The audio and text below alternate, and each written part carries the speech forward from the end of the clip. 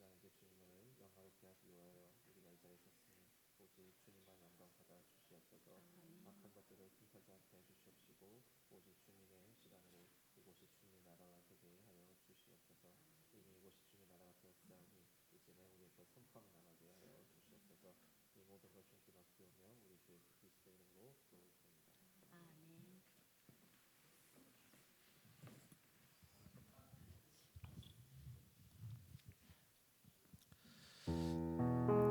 잠깐 기도하겠습니다. 하나님 아버지 감사합니다. 오늘 이 시간도 우리를 이곳에 불러주시어 주님의 전에 나오게 하심을 감사합니다. 이른 아침에 아버지를 만나러 나올 수 있게 하심을 감사드리옵니다. 이 시간 이 모든 것 주님께 드리오니 주님 홀로 영광 받아 주시옵소서. 주님께서 이 시간을 온전시키시사 주님만이 주인 되시는 시간이 되게 하여 주시옵소서. 이 모든 것 주님께 맡겨오며 우리 주 예수 그리스도의 이름으로 기도드립니다. 아멘. 이 시간 다 같이 찬양할 때 손뼉 치며 함께 찬양되기 원합니다. 손을 높이 들고 주를 찬양.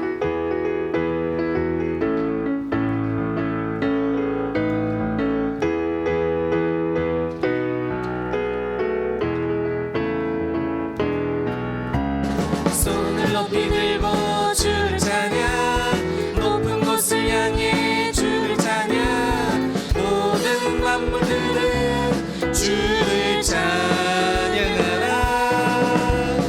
왕이 왕 되신 예수, 다스리시는 예수, 생명 있음을 찬양해. 다시 한번 손을 높이 들고, 손을 높이 들고 주를 찬양, 높은 곳을 향해 주를 찬양, 모든 만물들은 주를 찬양하라.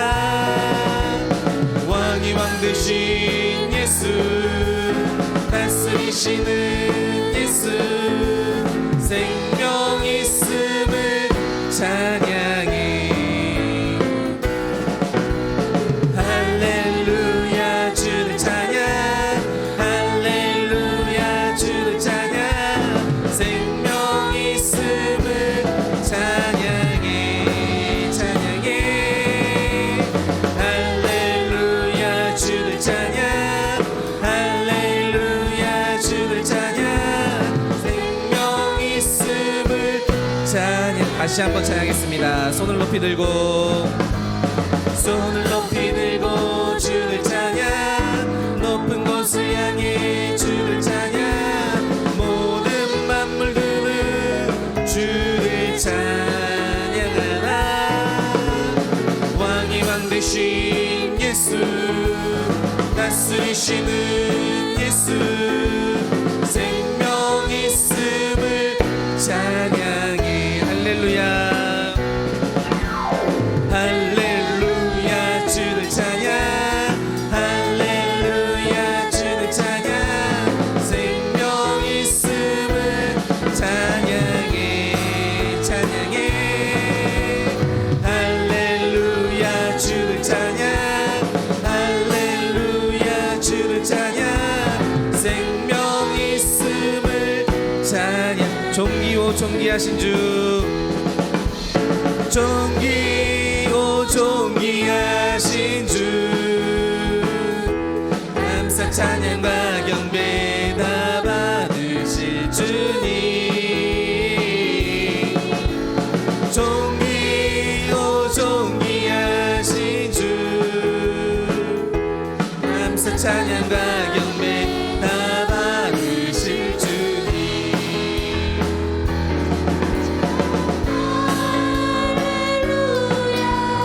보좌 위 어린 양께 우리 경배하며 영광 돌리네. 오 할렐루야. 우리 함께 정감 주 승리의 영사 로마유의 주님. 존귀오 존귀하신 주, 존귀오 존귀하신 주, 감사 찬양과 경배 다 받으실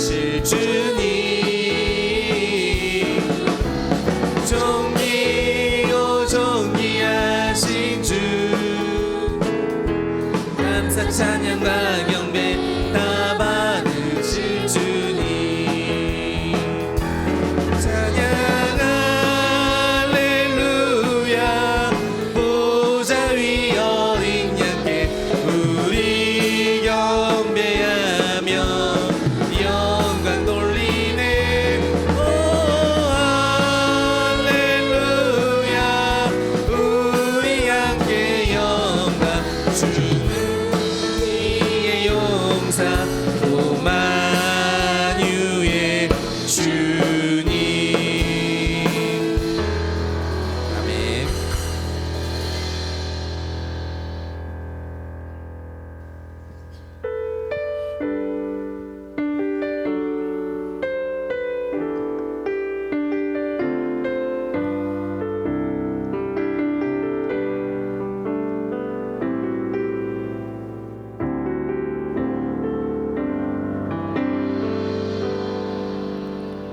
아버지 사랑 내가 노래해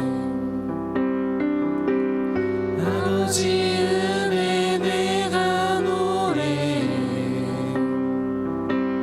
그 사랑 변함없으신 거짓없으신 성실하신 그 사랑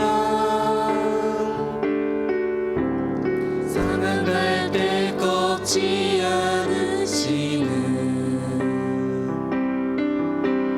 꺼져가는 등불 끄지 않는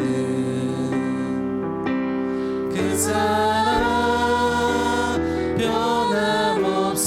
변함없으신 거짓없으신 성실하신 그 사랑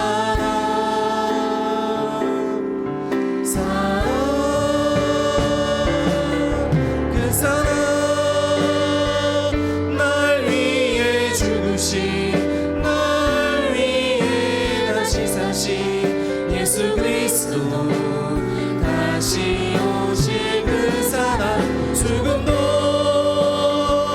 생명도 천사도 하늘의 어떤 권세도 끊을 수 없는 영원한 그 사랑 예수 아버지 사랑 내가 노래해 아버지 사랑 내가 노래해 아버지 은혜 내가 노래해 그 사랑 변함없으신 거짓없으신 성실하신 그 사랑 상한 갈 때 꺾지 않으시는 꺼져가는 등불 끄지 않는 그 사랑 변함없으신 거짓없으신 성실하신 그 사랑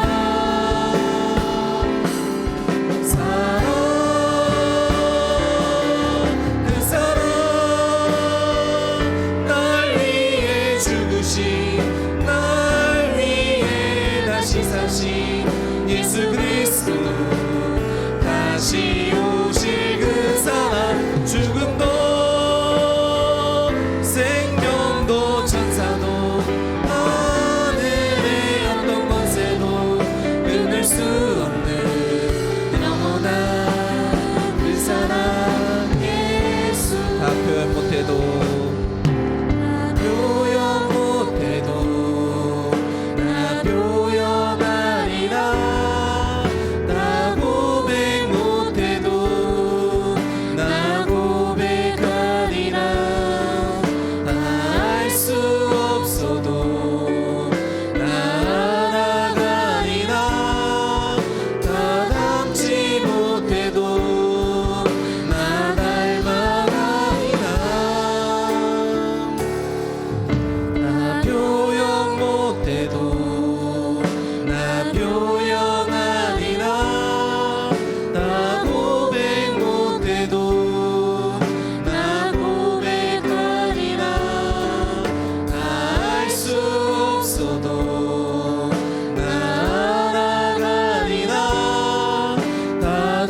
닮지 못해도 나 닮아가리라.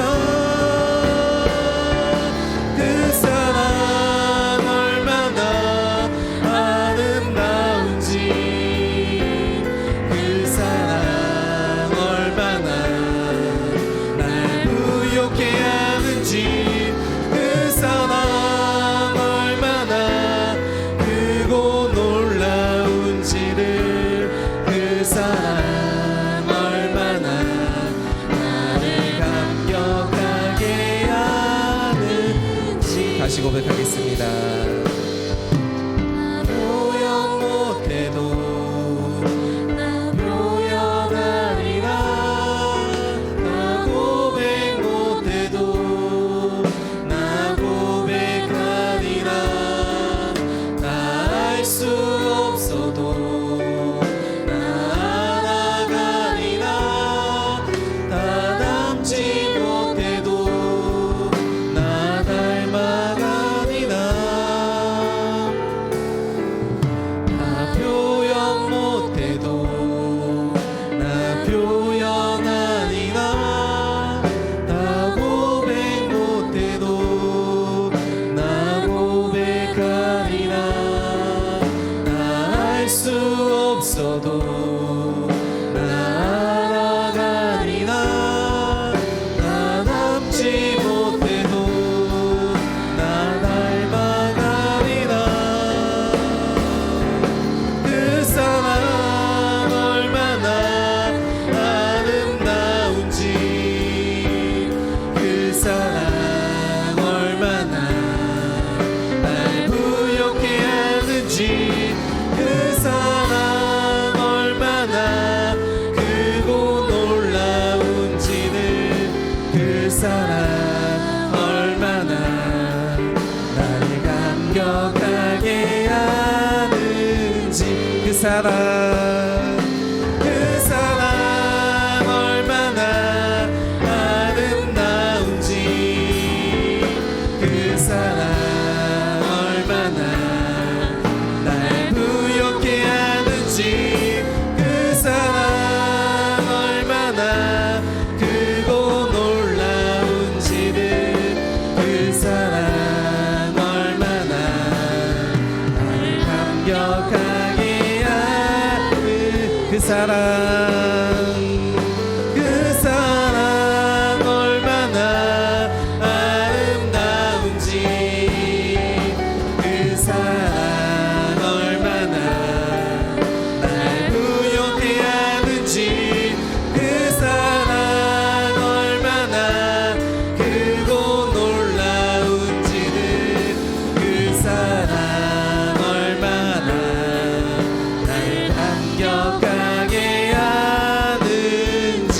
이 시간 다 같이 기도하며 나아가겠습니다. 하나님, 이 시간 우리가 주님의 사랑을 의지하며 나아가겠습니다. 주님, 우리를 붙들어 주시옵소서. 우리를 인도하여 주시라고 이 시간 다 같이 통성으로 기도하며 나아가겠습니다. 다 같이 기도하겠습니다. 하나님 아버지, 감사합니다. 이 시간도 우리를 이곳에 불러주셔서 주님의 전에 나오게 하셨으니, 주님 앞에 나와 주님을 찬양하며 예배하게 하셨사오니, 주님 이 시간을 온전히 붙들어 주시옵소서. 주님의 사랑에 붙들려 우리가 살아가기 원합니다. 주님의 사랑에 의지하여 나아가기 원합니다. 주님께서 우리를 사랑하신 그 사랑, 우리가 다 표현하지 못하고 다 고백하지 못하지만 그 사랑이 얼마나 큰지, 얼마나 우리를 향한 그 사랑이 한없는지 우리가 알고 있사오니, 주님 우리도 이제 주님만 바라보며 나아가게 하여 주시옵소서. 주님의 사랑에 힘입어 나아가게 하여 주시옵소서. 주님의 사랑을 붙들고 나아가게 하여 주시옵소서. 이 시간 주님만 의지하며 나아갑니다. 주님 우리를 붙잡아 주시옵소서. 이 시간 온전히 주님을 위해 나아싸우니, 이 시간 온전히 주님만 바라보게 하시옵시고, 주님을 주인 삼고 나아가게 하여 주시옵소서. 이 시간 주님 말씀을 붙들고 나아갈 때, 주님의 말씀을 들을 때 온전히 깨달아 알게 하여 주시옵시고, 주님의 말씀만을 사모할 수 있게 하여 주시옵소서. 주님 모든 걸 주님께 맡기며 나아갑니다. 주님 도와주시옵소서. 주님께 맡기며 모든 걸 붙들며 나아갑니다. 주님 인도하여 주시옵소서. 하나님 아버지, 4010 프로젝트 세 번째 주간 마지막 날까지 인도하심을 진심으로 감사드립니다. 한 주간 동안을 감당해 올 수 있었던 것은 하나님의 도우심과 공급하시는 힘으로 가능했음을 고백하오니, 하나님 홀로 모든 영광을 받아 주옵소서. 수고한 찬양팀들을 기억하여 주시옵시고 새벽에 일찍 일어나서 차량으로 봉사하는 봉사자들도 하나님께서 보살펴 주시며 안내로 방송실에서 또 참여하기 위하여 새벽을 깨우며 나름대로 몸부림치며 주님 앞에 나온 사랑하는 성도들 더욱더 기도가 깊어지게 하여 주옵시고 기도의 세계 속에서 하나님의 놀라운 비밀들을 알게 도와주시며 하나님 나라가 열려지는 놀라운 은총이 있게 하여 주시옵소서.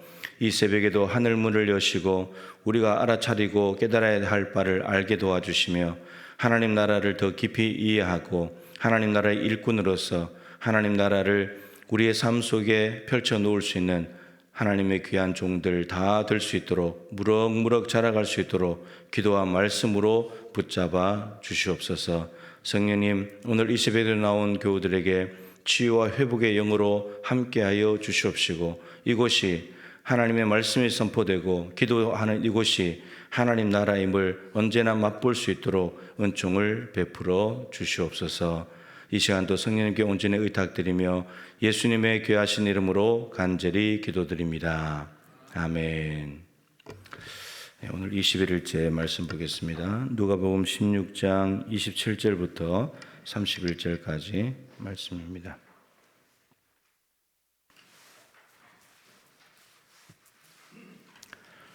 누가복음 16장 27절부터 31절까지 교독하겠습니다.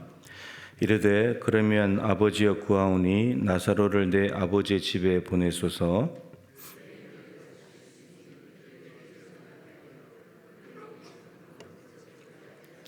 아브라함이 이르되 그들에게 모세와 선지자들이 있으니 그들에게 들을지니라.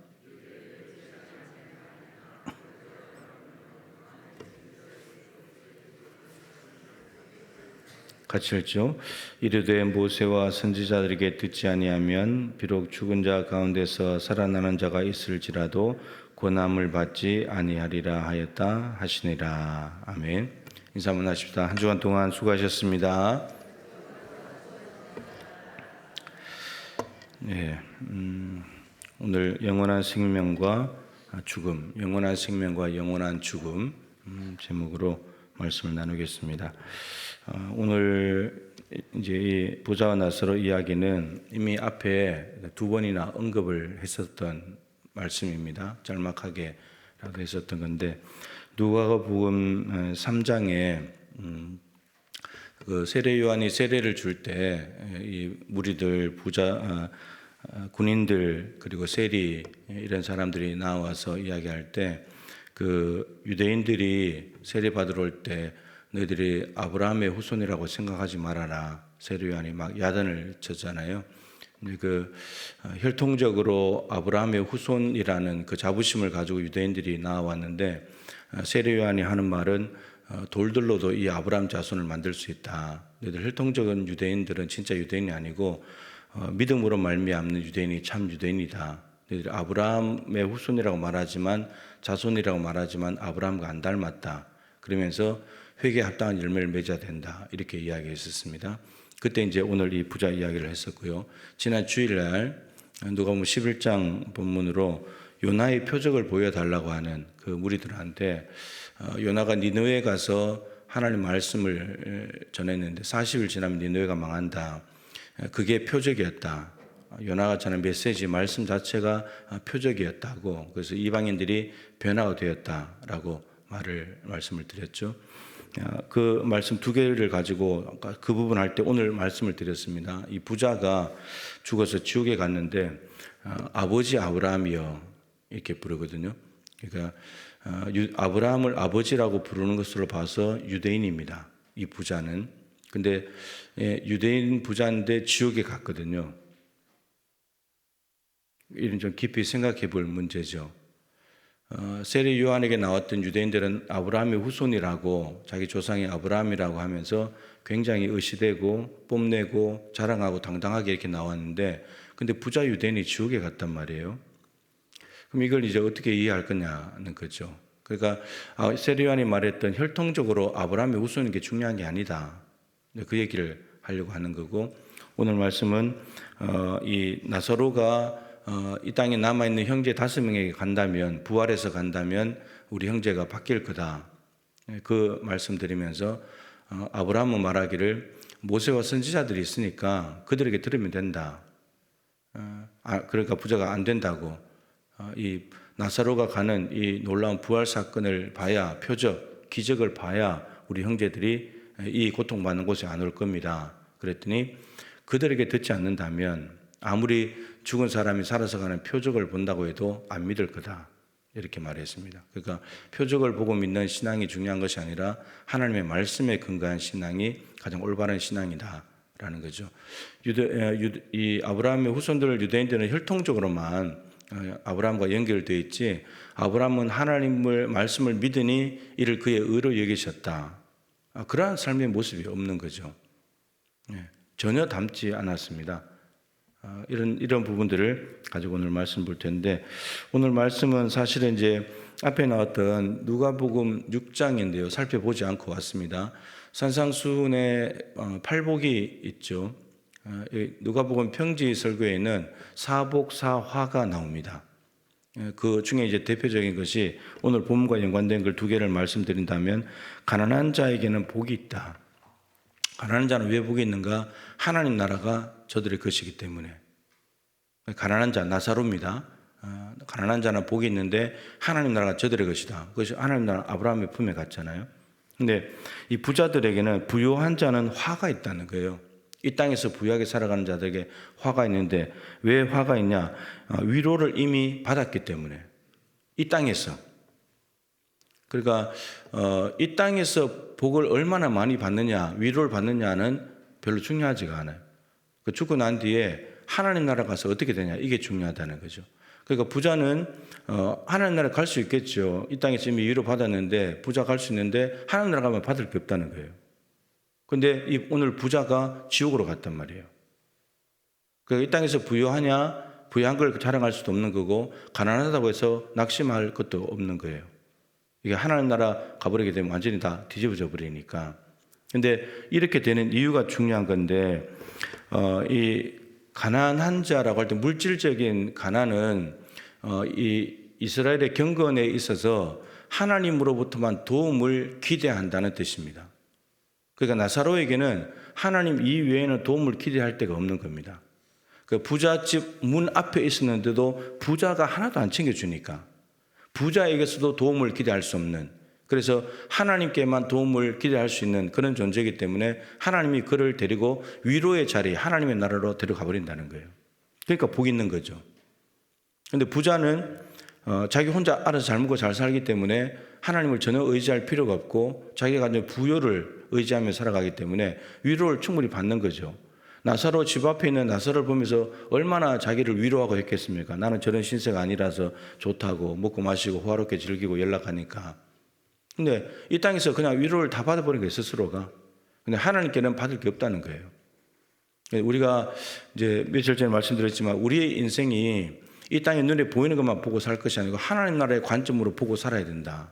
이게 중요한 거죠.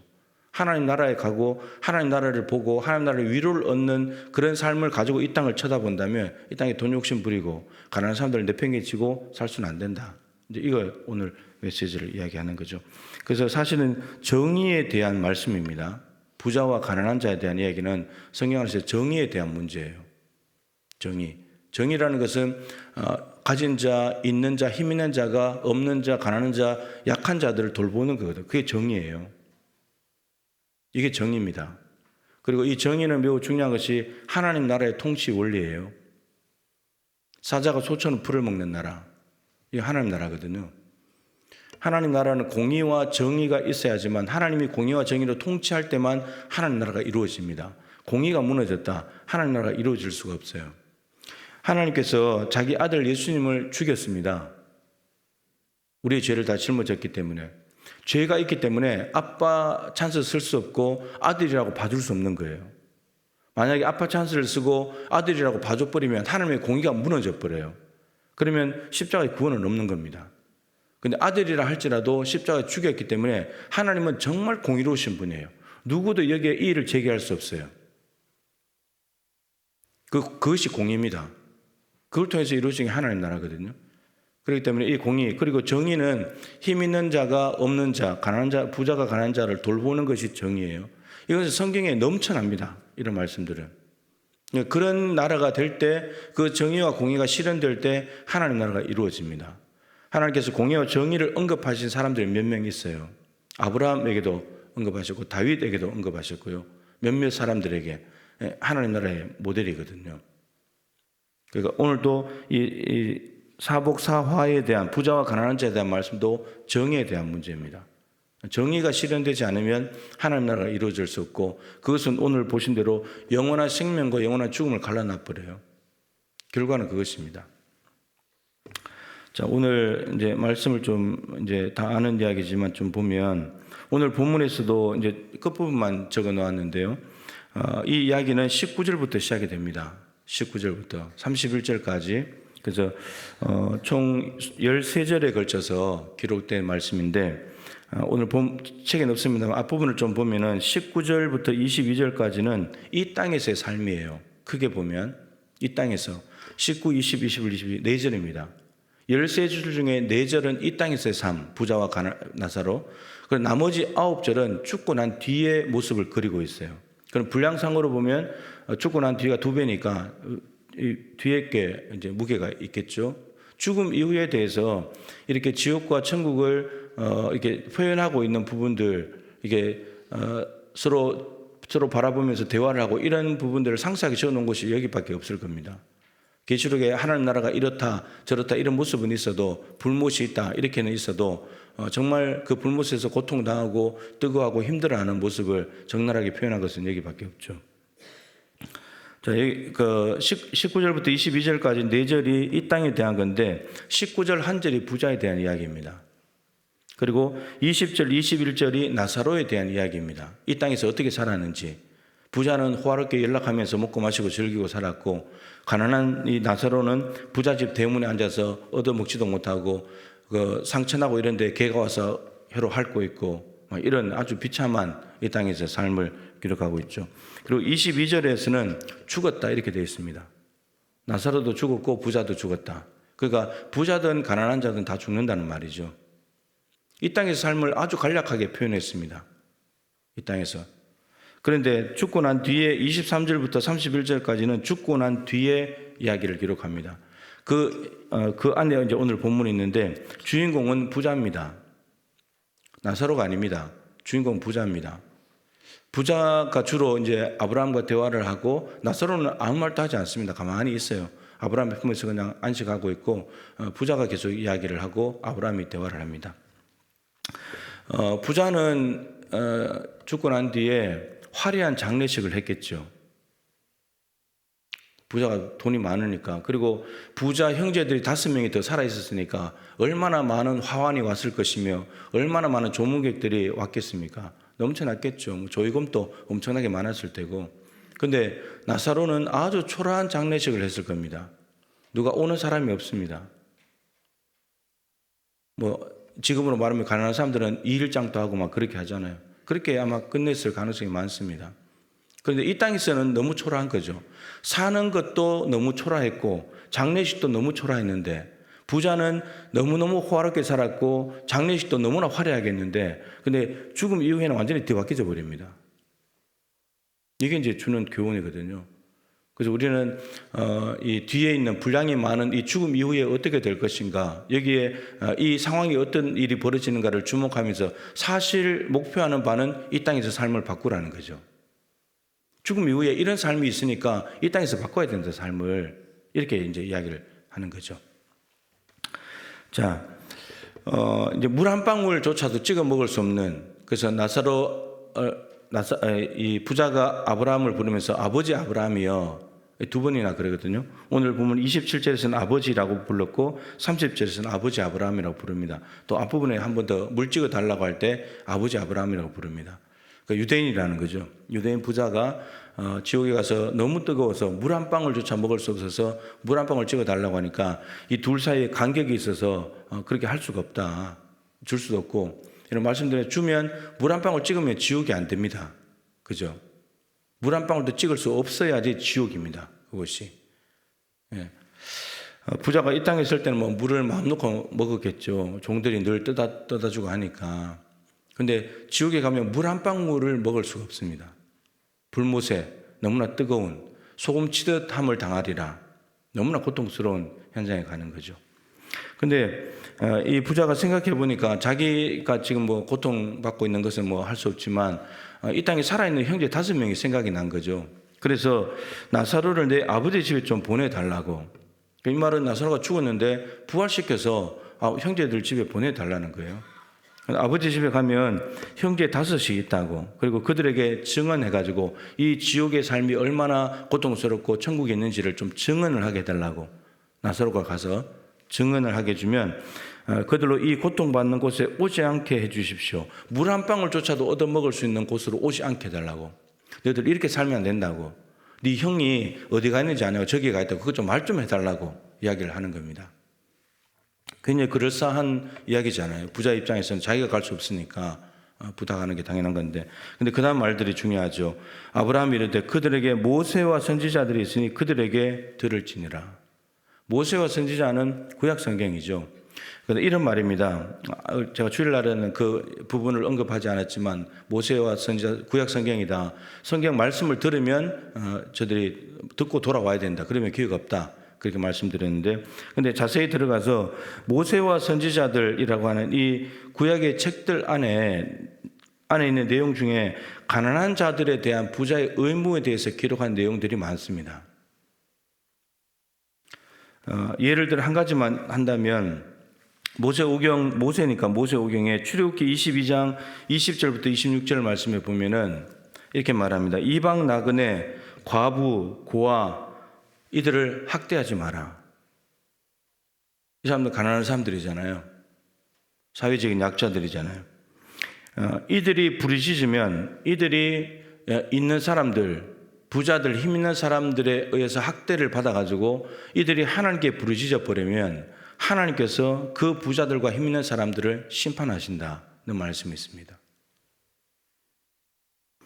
가난한 자들에게 구워준 뒤에 이자를 받지 말아라. 요즘 합법적으로 이자를 받을 수 있는데 이자를 받지 말아라. 옷을 전당 잡으면 해가 지기 전에 돌려줘라. 밤에는 이불이 되기 때문에 돌려줘라. 이렇게 되어 있습니다. 이러한 일들을 하지 않으면 하나님의 심판이 있다. 이게 출애굽기 22장 말씀입니다. 그리고 선지서에 보면 예를 들어 이사야 10장 1절부터 4절 말씀에 보면 불의한 법령을 만들며 그리고 불의한 말을 기록한대요. 그러니까 이게 힘 있고 권력 있고 부자들이 자기들에게 유리한 법을 만드는 거죠. 법을 제정하는 거죠. 입법을 해가지고 그 법을 만드는 겁니다. 그걸 문수화해버리는 거예요. 그러고는 그 법을 가지고 가난한 사람들을 억압하는 겁니다. 자기들에게 유리한 쪽으로 법을 만들어 놨으니까. 그래서 가난한 자를 불공평하게 판결하고 그들의 권리를 박탈한다는 거죠. 과부의 것을 토색하고 빼앗는 겁니다. 그리고 고아들의 것을 약탈하고 이렇게 되면 하나님께서 심판하신다는 말씀이 거기에 기록되어 있습니다.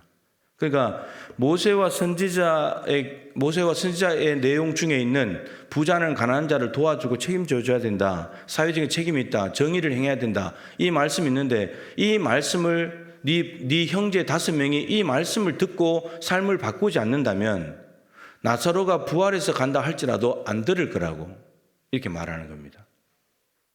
그러니까 표적을 보고 기적을 보고 믿는 것이 중요한 것이 아니라 이미 하나님 말씀이 있지 않냐. 그러니까 부자가 지금 말씀대로 안 살았기 때문에 왔다는 거잖아요. 그러니까 아브라함을 아버지라고 부르면서도 아브라함이 말씀에 순종해서 의롭다함을 받고 했는데 아브라함을 전혀 닮지 않은 이 부자. 가난한 자를 보살피라는 하나님의 말씀을 전혀 순종하지 않고 혼자 잘 먹고 잘 사는 독식하고 독점하는 이러한 삶에 대해서 지금 이야기를 하는 거죠. 이 삶을 바꿔야 된다. 근데 이제 급하게 된 거죠. 이 부자가 그렇지 않습니다. 아버지 아브라함이여 만일 죽은 자에게서 그들에게 가는 자가 있으면 회개할 겁니다. 그랬더니 모세와 선지자들에게 듣지 아니한다면 죽은 자 가운데서 살아나는 자가 있을지라도 고난을 받지 아니하라. 말씀을 내팽개치면 기적 본다고 해서 믿지 않습니다. 예수님이 이 부활을, 나사로는 부활해서 이 땅으로 못 오지만 예수님은 부활하셔서 이 땅에 오셨잖아요. 근데 부활하신 예수님을 보고 믿냐? 안 믿습니다. 이렇게 된다는 겁니다. 그러니까 예수님의 부활을 보지 않고도, 예수님이 죽었다가 살아나는 것을 경험하지 않고서도 하나님 말씀을 진지하게 받아들이면, 세리와 죄인들과 가난한 사람들은 그 말씀을 받아들이는 순간 하나님 나라 백성이 돼버리는데 영원한 생명으로 가는데, 근데 말씀을 내팽개친 사람은 예수님의 십자가와 부활을 보고서도 안 믿는다는 말입니다. 그러니까 아무리 말씀을 외쳐도 그 말씀은 하나님 나라로 초대하는 것인데 그걸 거부한다면 어떠한 기적을 봐도 믿지 않는다는 거죠. 그렇기 때문에 말씀 신앙이 제일 중요하다, 이렇게 말씀드릴 수가 있겠죠. 구약 성경에도 사실은 이미 예수님의 십자가 부활이 다 있습니다. 십자가 부활에 대한 이야기들이. 그래서 엠마오로 가는 두 제자에게 부활하신 예수님이 오셔가지고 모세와 선지자들과 시편에 말한 인자에 관한 기록들을 더디 믿는 자들이요, 인자가 고난을 받고 3일에 부활해야 되는 거 이미 시편, 구약 성경에 다 기록되어 있는 건데 너희들 왜 말씀을 더디 믿냐? 그래서 눈에 보이는 현상만, 예수님이 십자가 죽었다는 거 그거 보고 난 뒤에 고향으로 가버린, 낙심해서. 그리고 여자들이 무덤에 갔다가 부활하신 소식을 들었는데 그들은 부활절인데 고향으로 가버린 거예요. 부활했다는 얘기를 듣고도 저 이상한 소리다 이렇게 하고, 이미 그것은 구약성에 다 기록된 건데. 그러니까 예수님께서 엠마오로 가는 두 제자를 다시 예루살렘으로 돌이키게 만든 방법은 부활하신 모습을 보여주신 것이 아니라 구약 성경을 빠르게 통독해 줬을 때 저들이 가슴이 뜨겁지 않으냐, 헬라 성경으로 보면 불타지 않더냐, 가슴이 불타버린 겁니다. 이런 말씀을 진지하게 잘 받아들이면 가슴이 불탑니다. 그러면 가던 삶을 돌이켜서 예수님이 원하는 삶의 장소로 다시 돌아가게 돼 있어요. 그럼 우리가 가슴이 불타지 않는 이유는 말씀을 거부하기 때문이죠. 말씀이 우리 마음 안에 못 들어오니까. 가슴에 불타버리면, 말씀이 우리 심령에 꽂혀버리면 우리 삶은 변하게 돼 있어요. 변합니다. 변하지 않을 수가 없는 거예요. 부자 5명이 모세와 선지자, 유대인이니까 구약 성경을 날마다 보고 읽고 하지 않겠습니까? 회당에 가서 말씀 듣고 하겠죠. 근데 안 바뀌는 겁니다. 말씀이 안 들어오는 거예요. 그러니까 가슴이 불타지 않으니까 하나님께로 삶을 돌이키지 않는 거죠. 가난한 자 눈에도 안 들어오는 겁니다. 멀리 있는 것도 아니고 자기 집 문 앞에 있는 부자 나사로 하나도 책임 못 지는 거예요. 이게 말씀을 듣지 못해서 말씀을 거부하는 부자의 모습이라는 거죠. 베드로가 오순절날 성령 강림 사건 때 성령 충만함을 받고 난 뒤에 설교할 때도 예수님의 십자가 죽으심과 부활을 가지고 설교를 합니다. 너희들이 십자가 못 박아 죽인 이 예수를 하나님이 주와 그리스도가 되게 하셨다. 시편 16편, 시편 110편을 가지고 설교를 합니다. 구약 성경이잖아요. 구약 성경을 가지고 예수님의 십자가 부활을 설명합니다. 그랬을 때 유대인들이 우리가 어찌 알고 우리가 메시아를 죽였네. 우리가 구약 성경 읽었던 그 말씀이 있는데도 그 말씀에 기록된 대로 예수님이 오신 건데 우리가 그 예수를 죽였는데 우리가 어찌 알고, 이렇게 나오는 거죠. 말씀이 들어가니까. 이제서 여러분, 유대인들은 말씀을 처음 듣는 사람들이 아닙니다. 베드로의 설교 한 번으로 3,000명이 예수 믿은 게 아닙니다. 누적된 말씀의 결과죠. 세례 요한이 전했고, 이 모세와 선지자들, 모세오경을 가지고 랍비들이 가르쳤을 것이고, 세례 요한이 메시지 선포했고, 예수님이 3년 동안 선포했고, 그 말씀이 누적돼 가지고 성령이 오셔가지고 결정적으로 마음에 불타버린 거예요. 십자가 부활에 대한 메시지를 듣고 한 번에 변화된 게 아닙니다. 결정타였던 거죠. 누적된, 마지막에 결정적으로. 그러니까 성경을 우리가 진지하게 받아들이면 말씀을 통해서 충분히 예수님이 십자가에 죽으신 메시아이시고 부활하신 분이시고 우리를 구원하신 분이고 뜻이 무엇인지를 충분히 다 알 수 있다는 겁니다. 기적을 보고 믿어야 될 그런 분이 아니고, 그는 지난번에 말씀드린 대로 계기는 될 수 있어도 목적이 될 수는 없습니다. 목적이 되면 신앙은 올바른 신앙이 되지 못합니다. 말씀이 없는 신앙이기 때문에. 예수님을 믿게 되는 계기는 될 수 있죠. 병에 걸렸다가 나았다든지 문제가 해결됐다든지 정말 하나님이 살아계시는구나, 그 계기가 돼서 내가 예수를 믿어야지, 이렇게 갈 수는 있어도 내가 계속 이적을 바라야지. 그럼 이적이 없으면 예수님 버린다니까요. 나 이 문제 하나도 해결해 주지 못하는 예수 필요 없다고. 근데 말씀에 뿌리 내린 신앙이어야 그게 시냇가에 심은 나무처럼 돼서 끊임없이 말씀으로부터 공급받아서 자라나서 열매가 맺히는 그런 신앙이 될 수 있다는 거죠. 여러분들의 나사로는 누구입니까? 여러분들 주변에는 나사로가 없습니까? 나사로는 이 땅의 모든 가난한 자들의 대표자입니다. 여러분 집 앞에, 여러분 집 옆에 나사로가 없는지를 잘 보십시오. 나사로가 없는지. 그리고 그 나사로에게 어떻게 하고 있습니까? 어떻게 대하고 있습니까?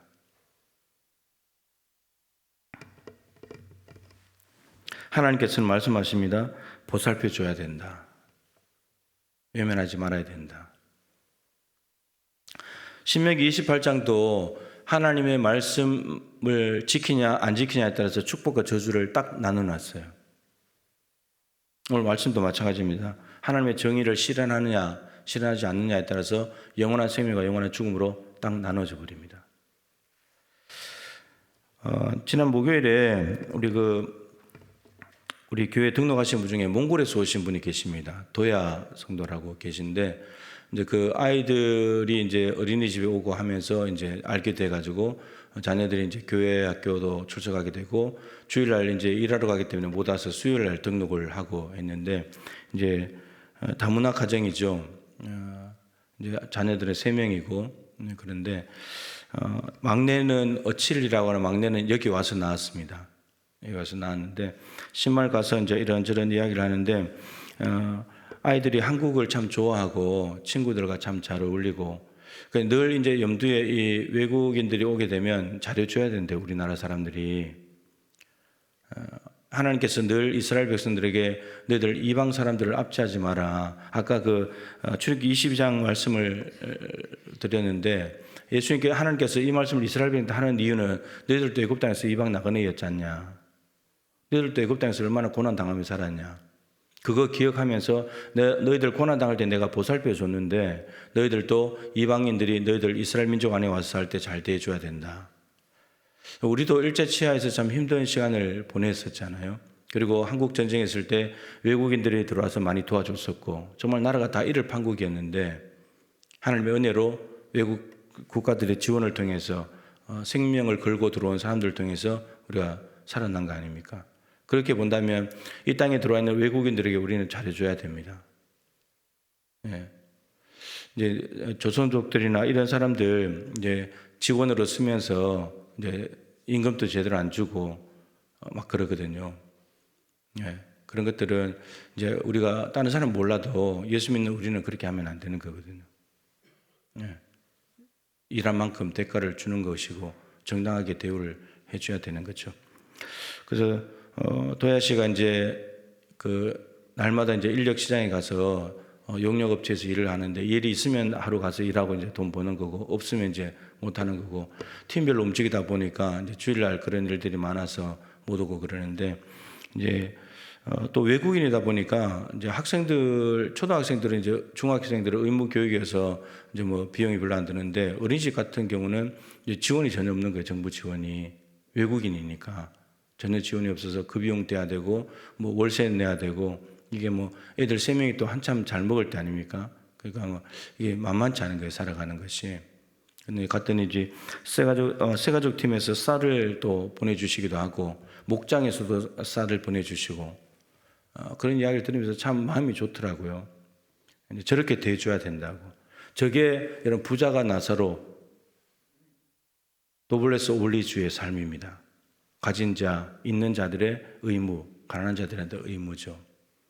그래서 교회 안에 이러한 모습들이 많아지면 그 외국인들이 와서 다른 데도 아니고 교회에서 하나님 나라를 느낄 수 있다면 교회는 참 따뜻한 곳이구나. 교회 사람들 사랑이 많은 곳이구나. 이런 걸 느낄 수 있다면 그러면 된 거 아닙니까? 말씀 하나대로 실천한 것뿐인데 쌀 한 포대 갖다 준 건데 거기 안에 하나님 나라가 이루어지고 그게 하나님이 원하시는 정의입니다. 하나님은 그걸 원하신다는 거죠. 우리가 이 땅에 있는 순천에 있는 모든 가난한 자들 다 책임질 수 없지만 내 집 앞에 있는 나사로 하나 정도는 책임을 지자는 거죠. 그렇게 했을 때 하나님 나라가 점점 확장되어 가지 않겠습니까? 우리 교인들이 뭐 출석 500명이면 500명의 나사로만 살려도 책임져 줘도 엄청나게 많은 변화가 일어나지 않겠습니까? 하나님은 혼자 잘 먹고 잘 사는 거, 독식하는 거, 독점하는 거 하나님께서 절대 원치 않습니다. 부유하신 분으로서 가난한 우리를 위해서 가난하게 되신 이유는 가난한 우리를 부유하게 하시려고 하신 분이니까. 성육신의 정신을 이해하더라도 우리의 삶은 나눠주는 삶으로 가야 하나님 나라가 이루어집니다. 우리가 그렇게 해서 하나님 나라를 받았으니까. 또 우리가 부자들의 입장에서 우리가 이 땅에서 어떻게 살 것인가, 가난한 사람들을 무시했다가 고통받는 곳에 갈 것인가, 아니면 나사로 한 명 정말 잘 보살펴주고 사랑을 베풀고 정의를 행하여서 정말 아브라함의 품에 가서 안식할 것인가. 우리가 믿음으로 말미암는 사람이 된다면 우리는 아브라함의 후손이 됩니다. 영적인 아브라함의 후손이 되는 거죠. 아브라함의 후손만 아브라함의 품에 갈 수 있습니다. 아브라함을 닮은 말씀에 순종하는 저와 여러분 우리 교회가 될 수 있기를 바랍니다. 기도하십시다. 오늘 말씀을 통해서 여러분들의 가슴에 오는 말씀을 붙잡고 기도하십시오. 하나님께서 원하시는 것이 무엇일까? 이런 모든 사람에게 똑같이 다 부를 주신 건 아니지만 부를 좀 더 주신 데는 이유가 있지 않겠습니까? 가진 자의 책임이죠. 가진 자의 책임. 이 땅에서 뭐 잘 먹고 잘 살아본 들 얼마나 잘 먹으며, 그죠? 가난한 사람들 나눠주면 나눠줬을 때 그 기쁨을 좀 알면 좋겠어요. 주는 자가 복이 있다고 하신 것이 왜 복이 있는지 그건 줘보면 압니다. 주면 정말 마음이 좋습니다. 그래서 이런 모양이든 저런 모양이든 하여튼 나눠주는 삶을 통해서 정의를 실현하고 하나님 나라를 우리 삶의 자리에 이루어가게 달라고 기도하시면 좋겠습니다. 내일 주일입니다. 주일 예배를 위해서 오늘 간절히 기도해 주셔서 예배에 담당하는 말씀 사역자들로부터 해서 모든 예배 위원들, 또 이런저런 모양으로 봉사하는 사람들, 또 현장 예배에 나오지 못하고 있는 우리 성도들 나올 수 있도록 교회 학교 아이들도, 그리고 초청되신 분들 함께 나와서 내일 주일 예배도 드리고 오후에는 복가수를 통해서 또 복음도 듣고 하나님의 은혜가 내일 교회 가운데 충만할 수 있도록 기도해 주시기를 부탁을 드리겠습니다. 우리 말씀과 주일 예배를 위해서 집중적으로 기도해 주시기 바랍니다. 우리 주님의 이름을 세 번 부르고 기도할 텐데요. 우리 교회학교 자녀 혹시 오셨으면 안수 받으실 친구들은 올라오시면 되겠습니다. 기도하겠습니다. 주님의 이름을 세 번 부르고 기도합니다. 주여!